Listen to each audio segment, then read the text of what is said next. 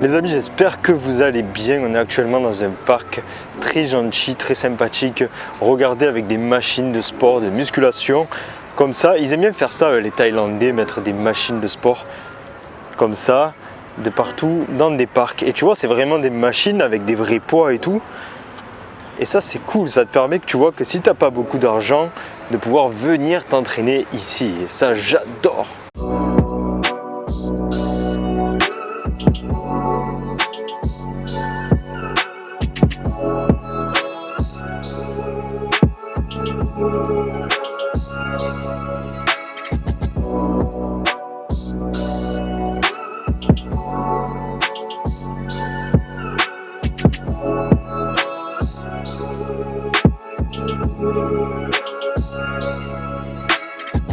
Alors, comment t'organiser un voyage quand t'as pas trop de thunes? Ben, c'est très simple. Tu marches, tu tombes sur des salles comme ça, pas chères, en dehors, en extérieur. Et puis tu t'entraînes dedans, quoi. Non, je déconne, c'est bien plus compliqué que ça quand même. Et ça n'a rien à voir, c'est un rapport avec la muscu. Donc si tu veux d'ailleurs t'entraîner pour pas cher ici à Bangkok, ben, je t'invite à venir ici, là où je viens de m'entraîner, dans cette petite salle de parc qui m'a coûté 20 bahts. Donc 20 bahts, c'est l'équivalent de 60-70 centimes. Et puis voilà, tu t'entraînes à l'extérieur, c'est plutôt cool. En plus, il y avait des bœufs, il y avait vraiment des bœufs. J'étais impressionné, hein, il y avait vraiment des bœufs. Enfin bon, c'est pas le sujet de la vidéo. Donc j'aimerais te parler là dans cette vidéo de tout simplement de l'organisation lorsque tu voudrais éventuellement travailler en voyage, ou tout simplement, même si tu veux tout simplement passer un voyage longue durée, longue date, mais sans perdre énormément de temps, tu vois. Parce que ça, c'est une erreur que j'ai faite. Ça fait 3 semaines que je la fais, je te préviens. Mais je me suis ouvert les yeux en fait, il y a seulement une petite semaine là que j'ai ouvert les yeux sur ce que je faisais. Et je me suis rendu compte que je profitais pas vraiment, je profitais pas pleinement, tu vois, de ce voyage-là. Surtout qu'en plus, je cherche à travailler en voyage. Enfin bref, je me suis rendu compte que j'en profitais pas comme il fallait, que je faisais un peu n'importe quoi, je perdais énormément de temps. Et j'aimerais te partager dans cette vidéo, donc pourquoi, quelle est l'erreur que je fais et que tu ne dois pas reproduire. Ben alors, c'est très simple. C'est que voilà le voyage cool, en mode je prends mon sac à dos, je suis libre de mes mouvements, je suis léger, je me sens léger, je fais ce que je veux. Mais vas-y que je marche du coup dans des endroits que je ne connais pas, en espérant trouver une connexion Wi-Fi, un café. Et tout simplement, tu vois, je marche dans les endroits où je vais, mais sans savoir où je vais. Donc c'est bien, c'est la liberté. Mais finalement, je regarde ma montre et je vois que j'ai perdu 3 heures, 4 heures. Pendant 3 heures, 4 heures, j'ai marché à droite, à gauche, en essayant de trouver un lieu qui éventuellement pourrait me convenir. Et donc finalement, la journée est passée, j'ai quasiment pas travaillé parce que j'ai passé tout mon temps à chercher un bar, j'ai pas mangé donc j'ai la dalle parce que j'ai passé tout mon temps à chercher des bons restos, etc. Et puis finalement, j'ai pas vu grand chose parce que finalement, je me rends compte au bout de 3-4 heures que j'ai tourné en rond, que je suis passé 10 fois dans les mêmes endroits, etc. Dans le but toujours de trouver le truc parfait, tu vois. Et pour te dire voilà que l'erreur qu'il faut pas que tu fasses si tu pars en voyage longue durée, ben, déjà, il ne faut pas que tu te dises, voilà, j'ai le temps, donc je vais prendre mon sac à dos, je vais aller dans la ville comme ça, au pif, et puis je vais découvrir sur le tas. Tu peux faire ça, c'est bien, mais il est très conseillé que tu prévois quand même à l'avance ce que tu vas plus ou moins faire. Parce que marcher à droite, à gauche, comme ça, dans la ville, en mode toute liberté, ça te fait dépenser et de l'énergie, et du temps. Et si tu as pour but de travailler comme ça en voyage, ben ça va te faire perdre beaucoup d'heures de travail tout simplement, et forcément si tu es fatigué, tu travailles moins bien quoi, tout simplement.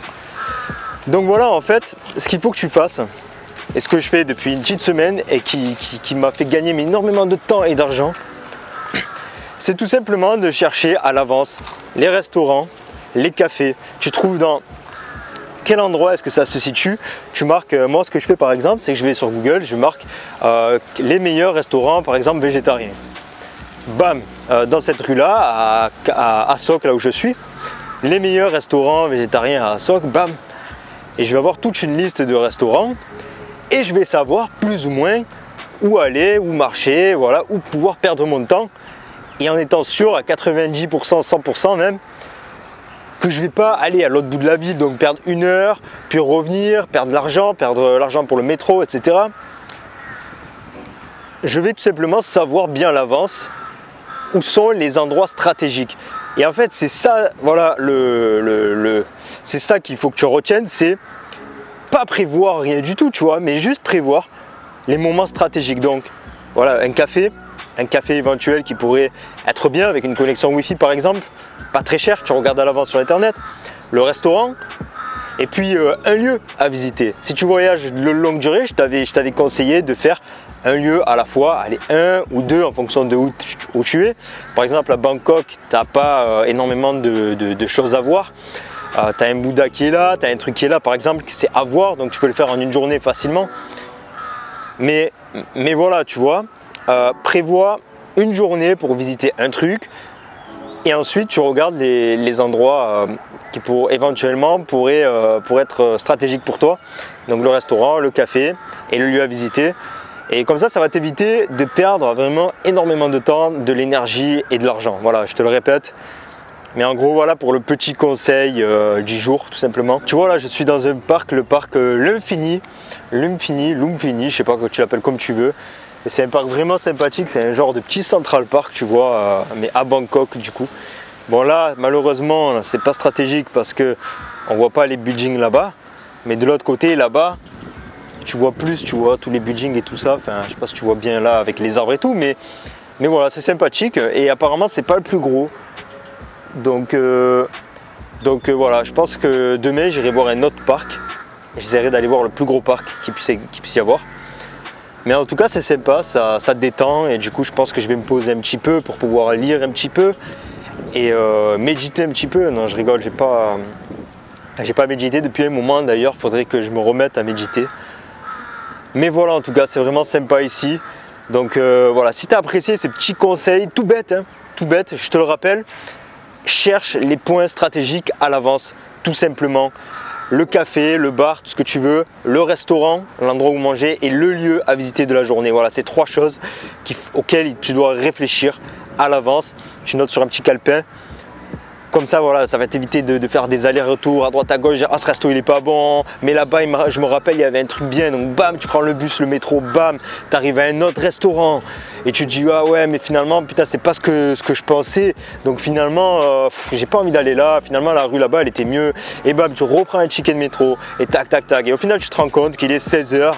Il est 16h, t'as pas mangé, t'as pas bossé, tu t'es pas posé, tu es là, tu transpires, tu dégoulines. Et voilà le voyage en toute liberté. Voilà le voyage minimaliste, tu vois, c'est pas top quoi. Donc voilà, si tu as aimé la vidéo, laisse-moi un petit like. Tu peux laisser aussi un petit commentaire pour dire tout simplement merci de nous partager ce genre de conseils.